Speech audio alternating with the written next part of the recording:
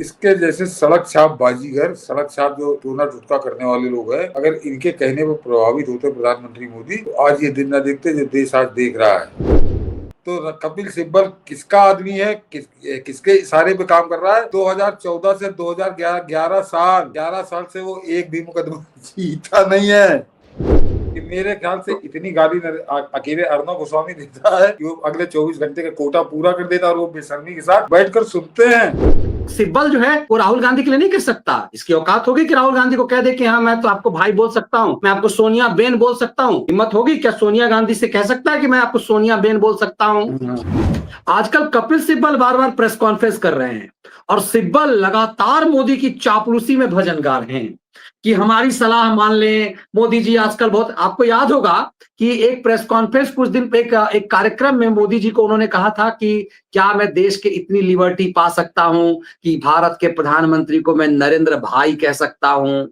ये bar association का कार्यक्रम था, उसमें सिब्बल ने ये कहा था। मैंने इस पे कई राउंड विश्लेषण किया है और मैंने आंखें पढ़ी थी। प्रधानमंत्री की आंख जो है उसका जवाब दे गया था सिब्बल को।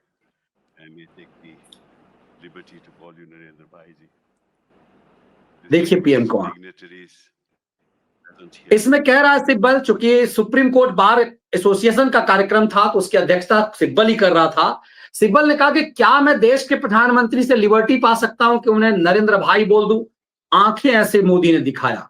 वो मोदी जो सफाई कर्मियों के पांव पखारता है, वो मोदी जो गरीब गुरबे को पद्म अवार्ड देने के समय में पांव छूता है, उस मोदी ने आंख तरेड़ी सुप्रीम कोर्ट के सबसे बड़े ठेकेदार को। कहा जाता है कि कई बार लोग व्यूअर्स कहते हैं कि सुप्रीम कोर्ट तो सिब्बल के घर पे लगा देना चाहिए जब सिब्बल ही सुप्रीम कोर्ट चलाता है। आज इसने चौथी राउंड प्रेस कॉन्फ्रेंस किया सर, तो मैंने अलग से विश्लेषण किया। आज इसने प्रेस कॉन्फ्रेंस करके कहा है कि भारत प्रधानमंत्री मोदी और सरकार को मैंने कहा था कि डेलीगेशन भेजिए, मान लिया है उन्होंने बारी बात, और ऐसे ही नहीं मेरी बात मानते रहे, मैं तो सलाह उत्तम देता हूं। आजकल चापलूसी मोदी के लिए बहुत कर रहा है। क्या इशारा कर रहा है कि सुप्रीम कोर्ट में मेरी सेटिंग है, आपको यदि सुप्रीम कोर्ट को सेट करना है तो मुझे अपने पार्टी में बुला लीजिए, क्योंकि सोनिया ने तो आजकल मुझे लतिया दिया हुआ है। तो सरकार को यदि सुप्रीम कोर्ट में सेटिंग चाहिए, कुछ इशारा कर रहा है क्या सिब्बल? नहीं मनीष जी, इसके जैसे सड़क छाप बाजीगर, सड़क छाप जो टोना टुटका करने वाले लोग हैं, अगर इनके कहने पर प्रभावित होते प्रधानमंत्री मोदी, तो आज ये दिन न देखते जो देश आज देख रहा है। बहुत पहले खत्म हो गया तो सत्ता चली गई होती, 2019 में विदाई हो गई होती। नरेंद्र मोदी का एक ही पक्ष कमजोर है, जिस पर अभी हम लोगों ने चर्चा की कि बॉलीवुड से संबंधित कुछ लोग बैठे हैं, वो कर रहे हैं दलाली। अन्यथा कपिल सिब्बल ऐसे 100-200 आए और चले गए। कपिल सिब्बल को लुभा लेंगे या बड़ा रिझा लेंगे, कुछ सवाल ही नहीं। और जो अभी आपने क्लिप दिखाई, जिस समय वो कह रहा था कि भाई मैं भाई कह सकता हूँ, तो उस समय प्रधानमंत्री मोदी के जो भाव भंगिमा थी, जो उनके चेहरा बोल रहा था, वो अपने आप में सब बता रहा था कि इनकी औकात समझे हुए, और खाली औकात समझे नहीं हुए हैं, जले भुने बैठे हैं, बस अपने ऊपर नियंत्रण किए हुए हैं। वो इनके सारे कमीनापन, उनसे कुछ छुपा नहीं है। तो क्या बुढ़ौती में डर लग रहा है क्या इसको? बुढ़ौती मतलब ये बड़ा आजकल बहुत चापलूसी में उतरा हुआ है सिब्बल मोदी का। मतलब सुप्रीम कोर्ट में तो खेल करता है, लेकिन यहाँ देखिए वक्फ में भी सरकार के खिलाफ, 370 में भी, राम जन्मभूमि में भी, हर मामले में लोग ने, मतलब हम जैसे लोग तो मानते हैं कि भैया सुप्रीम कोर्ट की जरूरत ही नहीं है, सिब्बल के घर कोई सुप्रीम कोर्ट बना दो, जब कुछ सब एजेंडा ये चलाता है। इतना ताकतवर सिब्बल चापलूसी कर रहा है। वैसे जी मैं बड़ी गंभीर बात कहने जा रहा हूँ, और अपने दर्शक मेरे ख्याल से 9000 दर्शक है अभी, और 9000 दर्शकों को मैं एक बड़ा उल्टा सिद्धांत बताने जा रहा हूं जो आपने कहीं नहीं सुना होगा, कहीं नहीं सुना होगा। कि जरा गौर करिए, 2014 से 2025 11 वर्ष हो गए, कपिल सिब्बल एक भी मुकदमा जीता नहीं है। कभी सोचा आपने क्यों?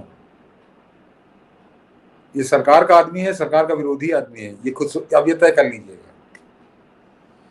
तो अक्सर मैं जो कहता हूं ना कि राजनीति में जो दिखता है वो होता नहीं है, जो होता है वो दिखता नहीं है, जो कहा जाता है वो किया नहीं जाता, और जो किया जाता है वो कहा नहीं जाता।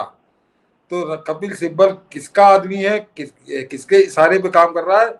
2014 से 2011 11 साल से वो एक भी मुकदमा जीता नहीं है। इस बात को याद करके है तीस्ता से तलवारों को मौज तो करवाता है।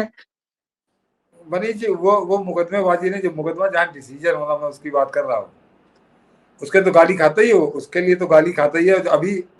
अभी आपने क्या किसके संदर्भ में हम लोग बात कर रहे थे कि उसकी ड्यूटी रहा सरदेसाई के लिए, कि उसको गाली खाने की ही ना साथ तनख्वाह दे रहा है आज तक, कि तुमको गाली खानी है बैठ के वहां में दल्लर टॉप में, तुमको 10 लाख 20 लाख जो भी मिलती मिलेगी।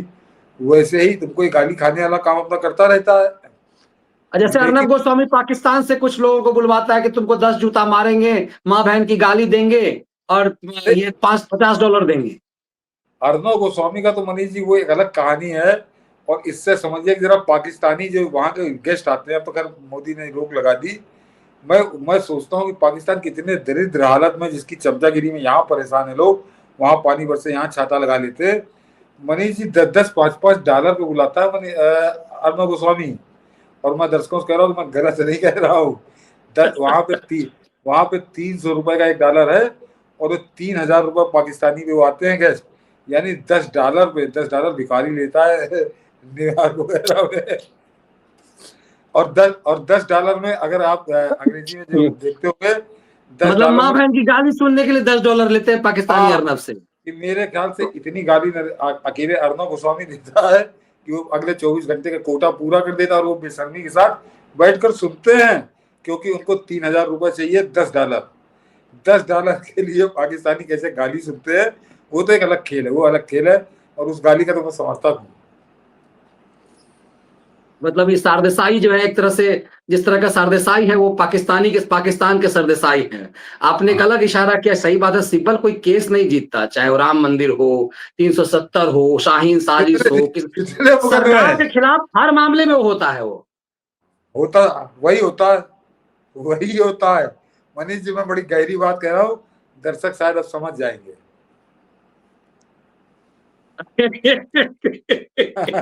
चलिए, ये बुझक्कर वाला मामला हुआ, आप बूझते रहिए। लेकिन बुरौती में आजकल तेल मालिश लेके सिब्बल दौड़ रहे हैं, और मोदी जी आंखों से जवाब दे रहे हैं। अब ये भी तो बात अलग है कि वो बेचारा भाई कहना चाह रहा है, तो भाई भी कहने की अनुमति नहीं दे रहे हैं। मतलब अनुमति कह दिया ना कि भाई तू मेरे भाई नहीं कह सकता, भाई तू कैसे मुझे कह सकता है, नहीं तेरी नहीं, हैसियत कैसे हो मैं गई। और मैं बता दूं गुजरात में तो सर आम भाषा है कि भाई लाम में लगा देते हैं, मनीष भाई, सतीश नहीं, भाई, मनीष जी, बेन। दलालों को, भिखारियों को ये अधिकार, नौकरों को ये अधिकार नहीं होता कि तुम हमारे बराबर को बैठ जाओ तो उनको भाई कहो।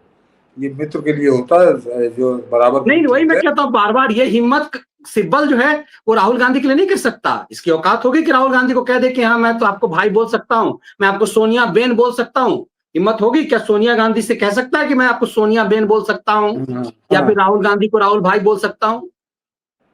तो ये भी दिखाता है कि ये अपने ढंग का है, लेकिन चीजें हैं अलग ढंग से समझने की जरूरत है। आज मुझे लगता है अलग ढंग से हम लोगों ने सिब्बल को समझने की कोशिश की है।